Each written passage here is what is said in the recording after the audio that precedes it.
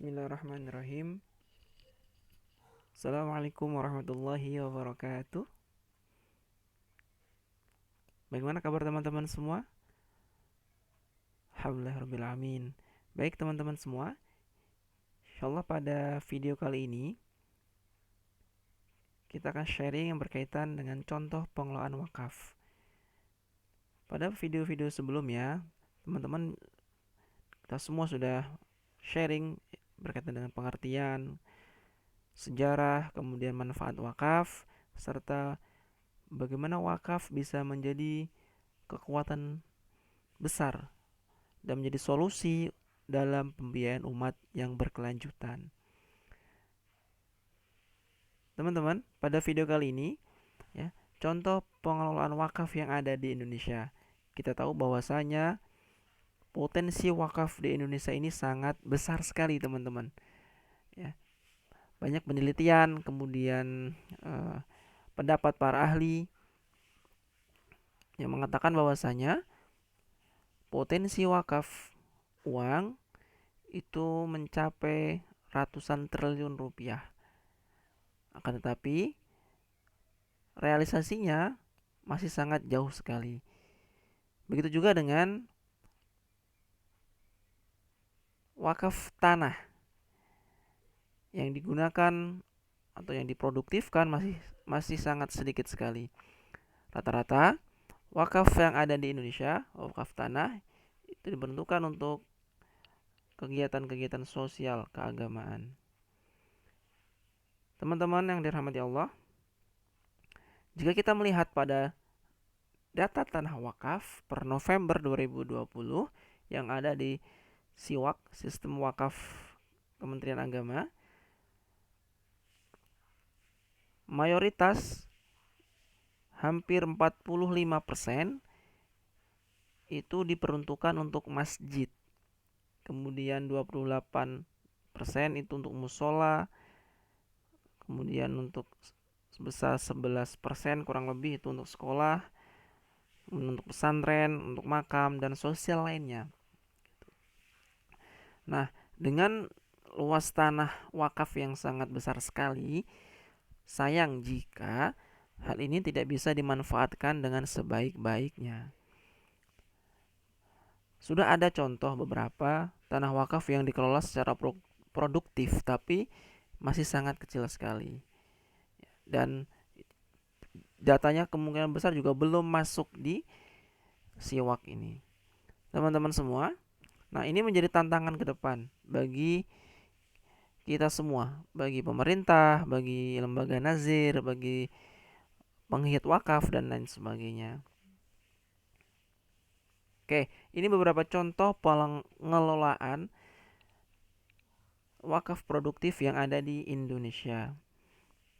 Di sini saya ambil beberapa contoh saja ya yang bisa menjadi benchmark gitu ya, yang berkaitan dengan pengembangan wakaf produktif yang ada di Indonesia. Yang pertama, di situ ada rumah sehat terpadu Damed Duafa yang berada di Jampang, Kemang.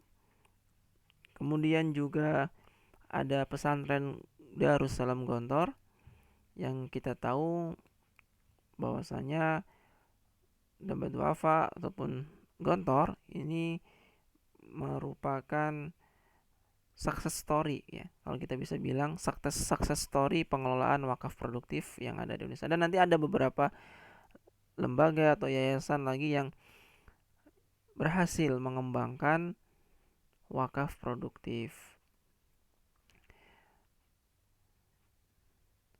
Nah, ini juga ada masjid zona Madinah itu juga menggunakan skema wakaf produktif yang mana yang karena masjid ini terdiri dari 2 lantai. Jadi yang lantai bawah itu digunakan sebagai gedung serbaguna ya, untuk acara walimah gitu ya, atau untuk acara wisuda sekolah ataupun untuk acara-acara pertemuan lainnya itu bisa menggunakan. Nah, ini merupakan contoh wakaf produktif. Kemudian yang lantai atas itu digunakan untuk tempat sholat Ya, kemudian teman-teman semua ada juga Universitas Islam Indonesia yang ini merupakan awal-awal ya setelah Indonesia merdeka, contoh pengembangan wakaf produktif dalam bidang pendidikan dan ada beberapa unit bisnis lainnya ya yang dikembangkan oleh Yayasan Universitas Islam Indonesia. Dan ini perlu kita contoh ya, perlu kita duplikasi, perlu kita kembangkan di wilayah-wilayah lain. Baik teman-teman semua, sebagaimana tadi disampaikan di video awal, bahwasanya potensi wakaf uang itu sangat besar sekali ya. Di sini saya coba estimasikan ya, misalnya ada satu orang yang dia wakaf uang gitu ya sebesar 100.000, jika dikalikan 12 bulan maka yang terkumpul sebesar 1.200.000 per tahun. Jika ada umat Islam 10 juta orang yang komitmen setiap bulan mereka berwakaf sebesar 100.000, maka dalam setahun dana wakaf yang terkumpul sebesar 12 triliun rupiah per tahun. Masya Allah, dahsyat sekali teman-teman semua, besar sekali ya. Tapi ini hanya sebatas potensi ya, untuk realisasinya masih kurang. Nah, ini tugas siapa? Tugas kita semua ya, teman-teman semua, bahwasanya kita tahu bahwasanya wakaf ini ya merupakan uh, salah satu atau bisa kita katakan sedekah jariah yang insya Allah pahalanya terus mengalir ya. Misalnya 12 triliun ini ya dikelola, dikembangkan secara produktif ya dan menghasilkan surplus wakaf yang maksimal ya. Misalnya ambil contoh, dalam setahun surplus wakaf yang dihasilkan mencapai misalnya 100 miliar rupiah ya, sehingga itu bisa dimanfaatkan ya untuk nazir itu sendiri ya, kemudian juga untuk operasional dan untuk maukuf alaih teman-teman. Jadi ini sangat besar sekali potensinya ya. Nah, oke, kita masuk ke tantangan ya, tantangan dan solusinya ya. Nah, tantangan dan solusinya ini teman-teman, sebelum itu ada beberapa pertanyaan yang harus kita jawab gitu ya. Apakah permasalahan wakaf dan bagaimana solusinya? Ya, wakaf yang begitu dahsyat gitu ya, yang sudah dipraktekkan dari zaman Rasulullah Sallallahu Alaihi Wasallam, para sahabat, ya, tapi masih belum bisa dirasakan manfaatnya secara maksimal. Ya, potensi yang sangat besar, ya, akan tetapi realisasinya masih sangat kecil. Ya, artinya belum mencapai gitu ya, belum mencapai target. Gitu. Nah ini ada masalah gitu ya. Kira-kira apa masalahnya dan kita bagaimana solusinya gitu. Kemudian berikutnya, undang-undang dan peraturan BWI sudah ada, tapi mengapa wakaf belum maksimal? Ya teman-teman, instrumen ya, peraturan tentang wakaf itu sangat lengkap ya. Kalau menurut saya sangat lengkap karena ada di sana ada undang-undang, ada peraturan pemerintah, ada peraturan Menteri Agama sampai diturunkan ke peraturan BWI gitu. Tapi mengapa wakaf belum maksimal?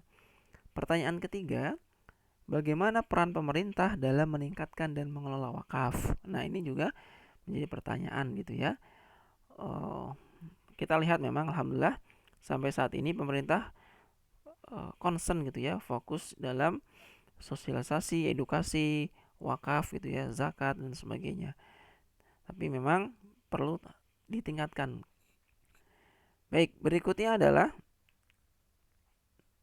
bagaimana cara sosialisasi wakaf kepada masyarakat. Kita tahu bahwasanya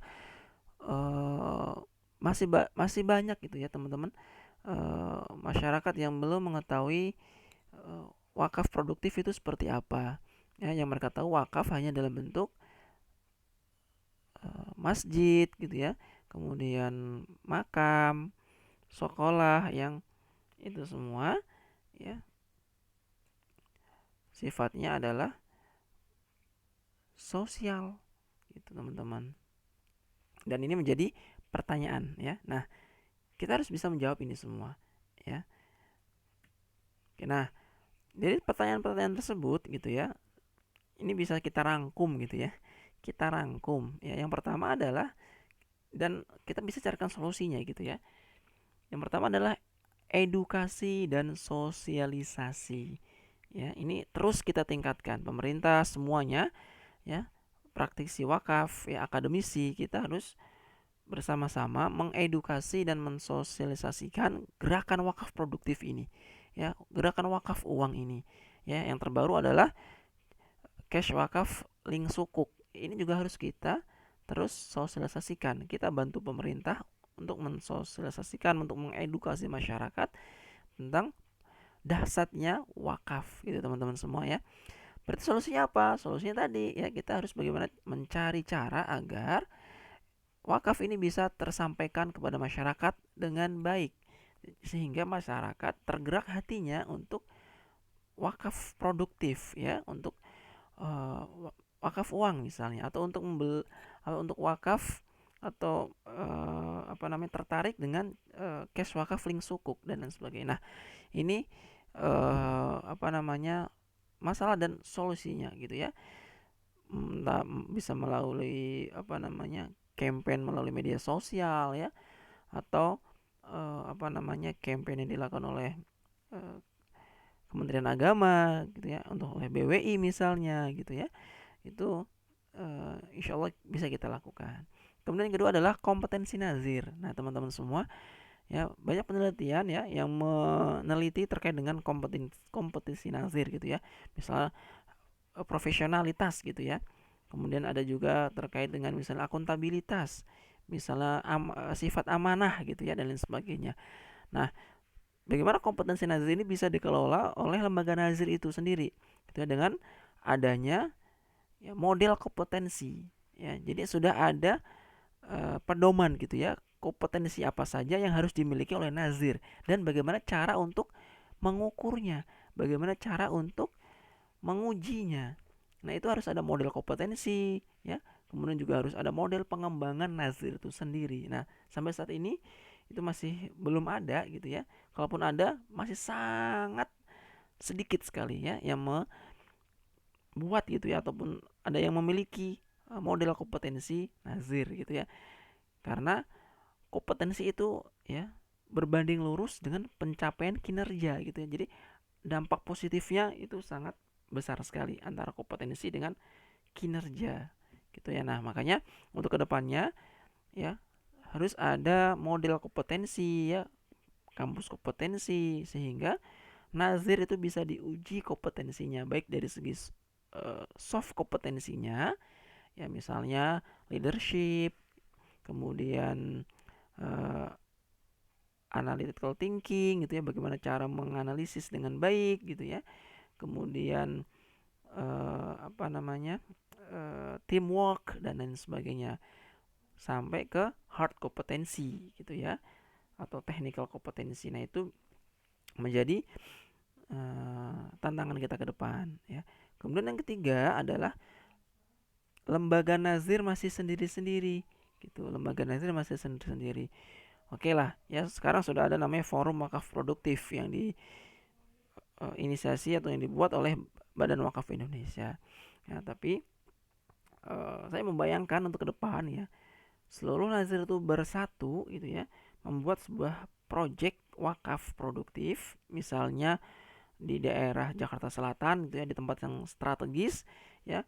Kita galang dana bersama-sama seluruh nazir, kita buat misalnya MOU ya antara nazir gitu ya, atau juga bekerjasama dengan LKSPWU gitu ya, ada MOU di sana, ada panitia gitu ya, atau ada yang memimpin proyek tersebut. Kemudian kita galang dana bersama, kemudian kita wujudkan sebuah gitu ya, sebuah misalnya gedung perkantoran gitu ya, ada 25 atau 30 lantai gitu, kemudian kita sewakan ya, dan hasilnya itu menjadi surplus wakaf ya. kemudian bisa dimanfaatkan oleh nazir itu sendiri, kemudian juga oleh mauquf alaih. Nah, ini eh, apa namanya, bisa menjadi apa ya, bisa menjadi solusi gitu ya, bagaimana agar wakaf ini, potensi wakaf ini bisa maksimal.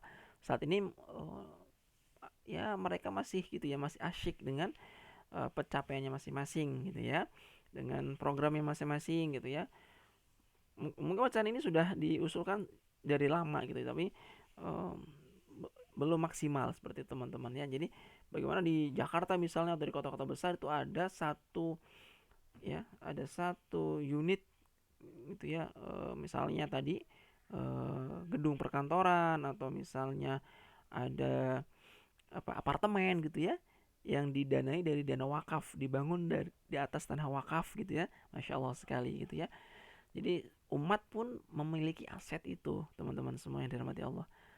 Nah, itu jadi ke depan kita harus bersatu ya, harus bekerja sama agar wakaf ini bisa maksimal ya, baik dari segi apa namanya, fundraisingnya maupun dari segi pengembangannya. Nah, teman-teman semua,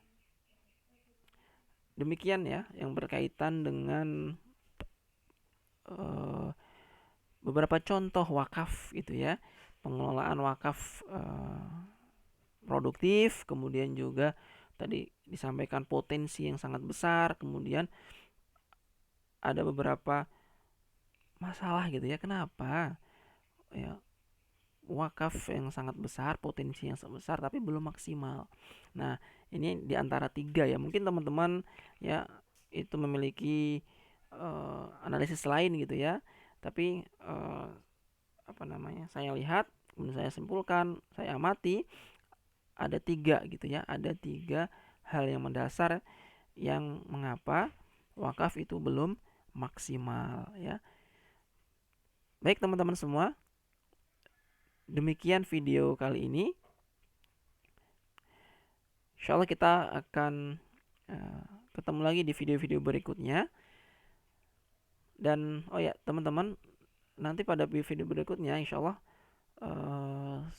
kita akan mencoba membuat sebuah apa ya, segmen gitu ya.